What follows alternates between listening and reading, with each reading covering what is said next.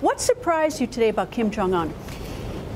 Really, he's got a great personality. He's a, funny guy. He's a very smart guy. He's a great negotiator. He loves his people. Not that I'm surprised by that, but he loves his people. And I think that we have the start of an amazing deal. We're going to de-nuke North Korea. It's going to start immediately, and a lot of other things are happening, including getting the remains back. I know you've been so involved in so many ways in North Korea, but getting the remains back, Greta, is so important to so many people. They've called me, they've written me letters, please, can you do it? And he's agreed to do that. Thousands of people, who died in the war. So that's a big deal. So you put the human rights issue on the table today, and he reacted how? Very well. I mean, we obviously were talking about the denuclearization 90% of the time, but we put a lot of other things, including human rights were mentioned. Getting the remains back were a big factor. In fact, we put it in the document. We're able to get that in the document. We got a lot of good things in that document. That was far beyond what anyone thought was going to happen. Give me some sort of behind the scenes. Did you issue an ultimatum to him? Did he issue an ultimatum to you? No, what was the reaction, the back and forth? Not an ultimatum. We've been dealing for 3 months, really, and we've been dealing through our various representatives, including Secretary of State Mike Pompeo, who's done a really fantastic job. So we've been dealing for a pretty good period of time, and when we met today, we got along right from the beginning. For me, this is hour number 25. I haven't been sleeping for 25 hours. It's been a big, long negotiation, and I'm very proud of it. It starts a process, that could have ended up in a war, that could have ended up with many millions of people. You know North Korea very well. Seoul has 28 million people.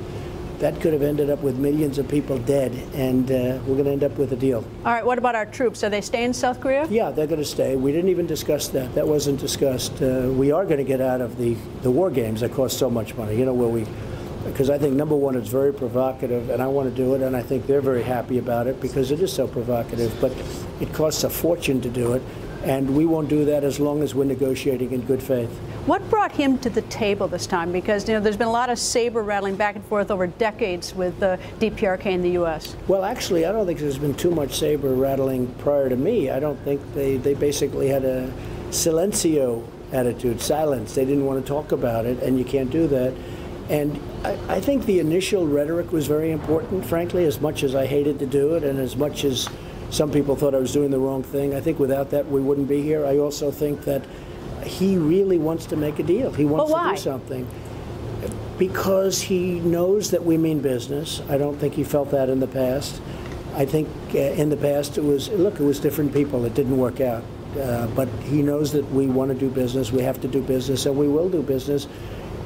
And now we do have, it's been, not a long time, but although you could say that from day one we've been talking about North Korea, and in a very tough manner. But I think we signed a document today which was far greater and more comprehensive than people thought. Nobody thought this was possible. What do you think he thought of you after he left?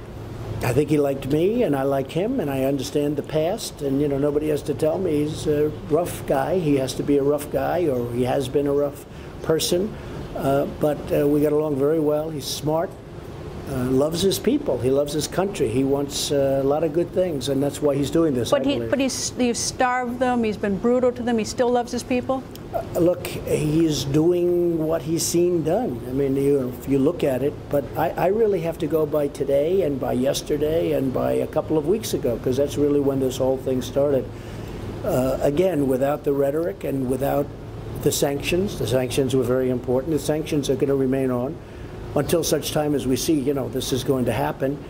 And we pretty much see that now, but the sanctions will remain on until we really start dismantling or dismantle the nuclear weapons. Because this is Voice America, it will be heard in North Korea by the citizens of DPRK of North Korea.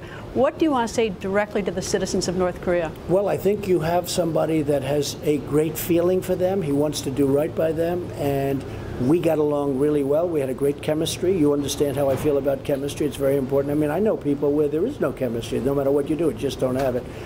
We had it right from the beginning. I talked about that, and I think great things are going to happen for North Korea. Mr. President, nice to see you all the way from Washington. That's true. It's been a long time. At some point, I'll be able to go to sleep, I think, get a little rest. Indeed. Have a safe trip back, sir. Thank you, sir.